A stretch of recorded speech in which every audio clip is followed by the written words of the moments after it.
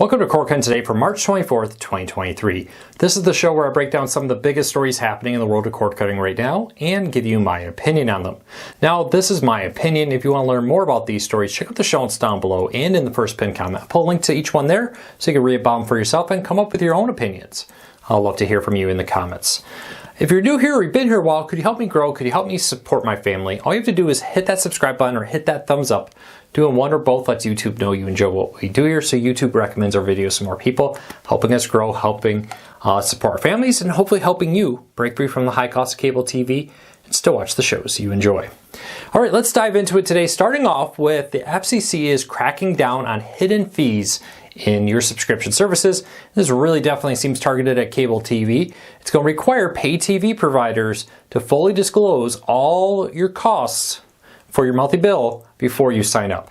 So no longer will it be like, well, we kind of sit it down in the terms of service or somewhere way over here on our website. I know we advertise this price, and when you checked out, it said this price with a little tiny asterisk and fees and taxes apply. Well, now they're going to have to actually tell you the full price when you check out, thanks to a new rule that's been proposed by the FCC that would require cable companies to be more forthcoming with their fees and taxes. Now, I love this because I always say, right, oh, these streaming services cost more than cable now. Look, Comcast, Spectrum, whoever it may be is advertising this price. Well, in reality, you have HD technology fee, regional sports fees, local broadcast TV fees, regulatory recovery fees, just to name a few of the ones that some cable companies charge. There are so many fees and taxes. We broke it down in the story, but you can easily end up spending $800 a year just in fees from Comcast if you're a Comcast TV customer through Xfinity. So when you add that up, it makes cord cutting look like a real deal. But I'd love to hear from you.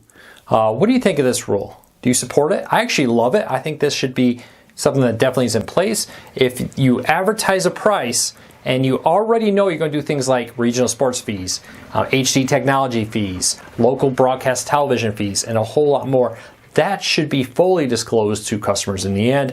I am all for transparency, and I think this is a great thing. I hope they actually pass this rule. It sounds like they will. They got to go through the motions of public comments. I'll be very surprised if this does not pass.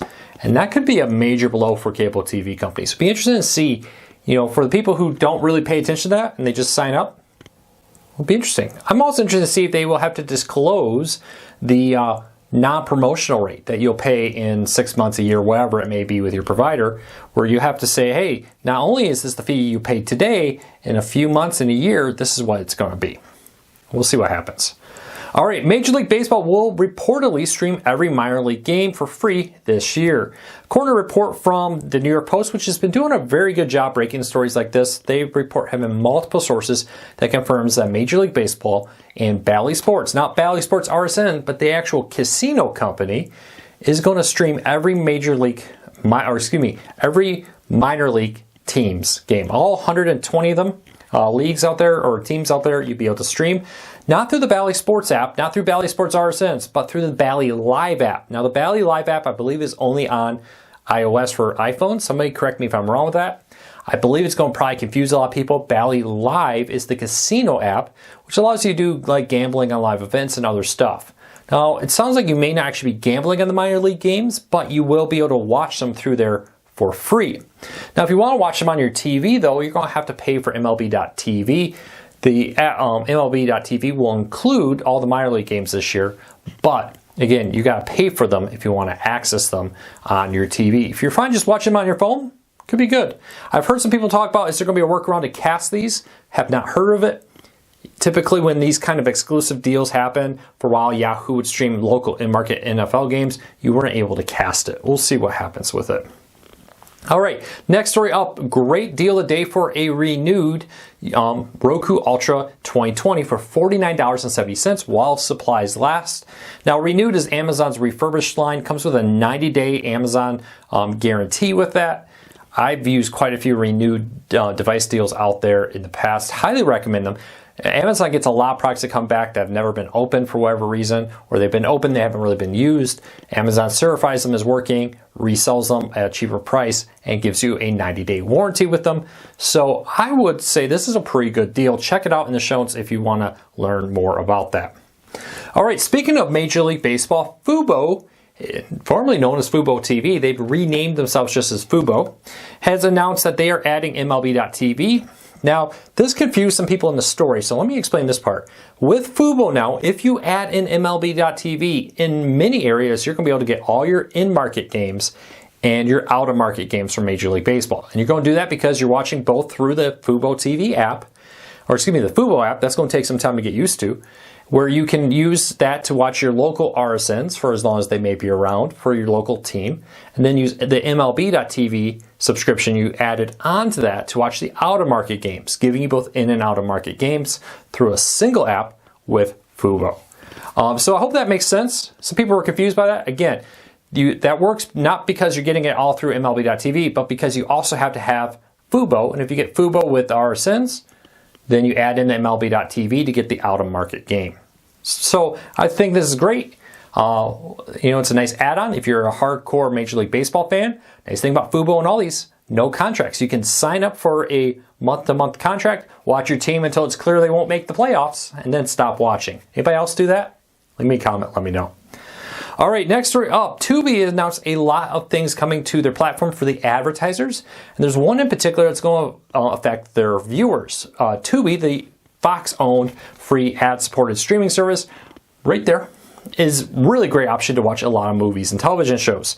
Now with Tubi, they're going to be adding a pause ad. So if you pause your show, you're going to see an ad on the screen coming later this year. Now this is not new. Hulu's done this for some time. It's been very successful for them.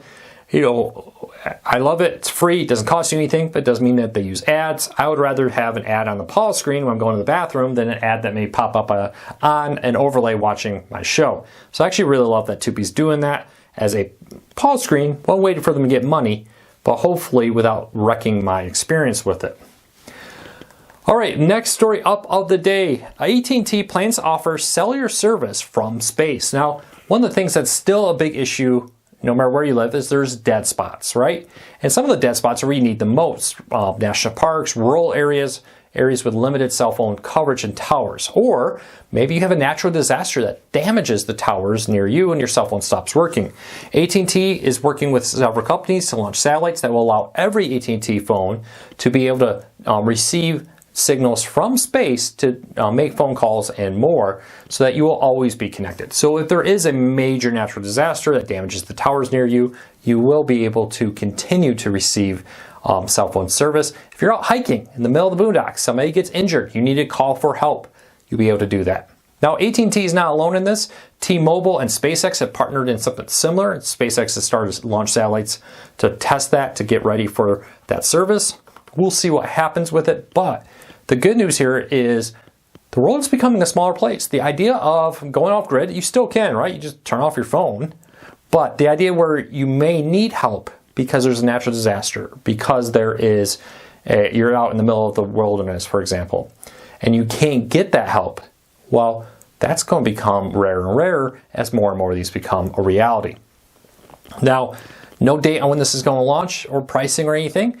This definitely would be a fallback position. This isn't going to be the first ideal. AT&T says this is a blended tower kind of first model where your phone will connect to the tower whenever possible, but then it has the ability to back up, connect to a satellite dish in space, similar to SpaceX's Starlink system with low Earth orbit small satellites crisscrossing the sky to give you satellite internet wherever you may be. So let me know what you think of that. I actually love that idea. I love the idea that natural disasters won't be as scary anymore because you'll be always able to call for help after the fact from your cell phone thanks to these satellites, for example. All right, hey, I have a link in the show notes down below too, introducing you to the brand new Core Cars News team. There's 3 other full-time employees here at Core Cars News. Check that out. Link in the show notes down below and in the first pinned comment if you want to meet the whole team down there. I love to see your support and appreciate it. But hey, I want to say a special thank you to everybody. It's been 2 full months, 2.5 months about since I bought back Core Cars News. It's been a whirlwind. It's been very busy, very hectic. I'm very thankful for your support. It's really been a huge boon. I got big plans. We're still in the baby steps of trying to get everything cranking again, get everything rolling, get everything moving smoothly, bring the staff in that we need, and more. Probably bring in another staff here soon for a specific project, something I think will really help make this YouTube channel and maybe another one that we're going to launch. We'll see. Even better. So just wanted to take a moment and say thank you to everybody who's gotten this far. With that, I hope you have a fantastic weekend. I hope you have a great day today. I'll see you on Monday. Of course, I'll probably have a bonus video this weekend like I have been doing. Let me know what you think of those bonus videos. The top 5 pro tips, the top 10 free apps, the guide. I did a YouTube TV, everything you need to know about video this week. Leave me a comment. Let me know what you think of those. Until next time, take care. Be safe. I'll be back again on Monday, actually. Take care, everybody.